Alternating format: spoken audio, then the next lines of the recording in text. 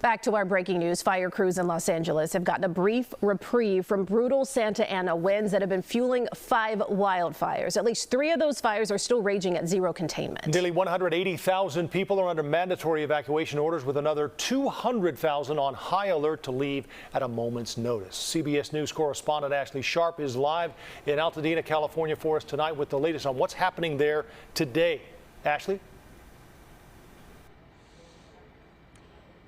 Hi there. It's been a devastating reality just to see how fire behaves and what it leaves in its path. Here in Altadena, much of the community is forever changed. On one side of the street, every home will be burned, and then just on the other side of the street, the homes will be spared. So it is just devastating to see what this fire has left behind. Over my shoulder behind me, 2 churches have been reduced to ash, and I'm standing in the parking lot of a Chevron gas station. Los Angeles County firefighters are here checking it out right now. But you can see over here in the smog check bay, cars that are just reduced to rubble as well, just the shell left behind. What we've seen today is fire crews on day 3 of this firefight with winds that have not been as strong. Thankfully, that has been the good news, but the 2 largest of the fires do still sit at 0% containment. Where we're at in this Altadena neighborhood, all of the entry points are blocked off by police, but since the fire isn't raging right now, they've been allowing neighbors to come back in all day. The emotion has been so intense. Those people hiking up to a mile in just to see if their home is still standing. It's been about half and half from the people that we've talked to, tears streaming down their face either way as they look to see what of their life is left. If their home is still standing, if it's not, we've seen both. And what's been sad to see is that looters have already started to take advantage. We've had 20 people arrested for looting so far across Los Angeles.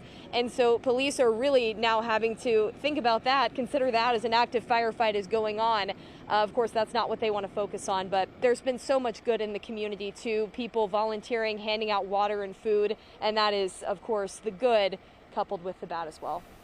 Yeah, Ashley, thank you very much. And I know there's a lot more work to do ahead for everyone out there in Southern California. Thanks again, Ashley.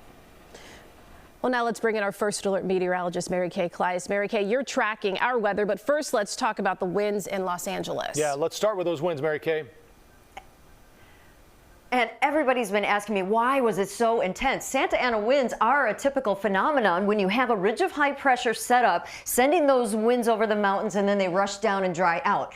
The different player, the supercharged upper level low, was too close to that ridge of high pressure. This low developed over the Baja Peninsula, and when you get a high and a low so close together, you get that intense pressure gradient, and that's what created those winds racing down the mountains, drying out. They haven't had rain since spring, and also those wind gusts were up to 100 miles per hour in Mount Lukens, Altadena, where we just saw the reporter from, 99 mile per hour winds. Malibu Hills winds were to 86 miles per hour. So we still have high winds and red flag warnings out tonight for the Los Angeles area and all of the Southern California coast because the dry air is still in place. The winds are still expected to pick up again tonight and tomorrow. Not to that level of 100 miles per hour, probably 30 to 40 miles per hour, but some higher gusts to 50 are possible in the higher terrain. Right now in Los Angeles, thankfully, the winds have come down under 10 miles per hour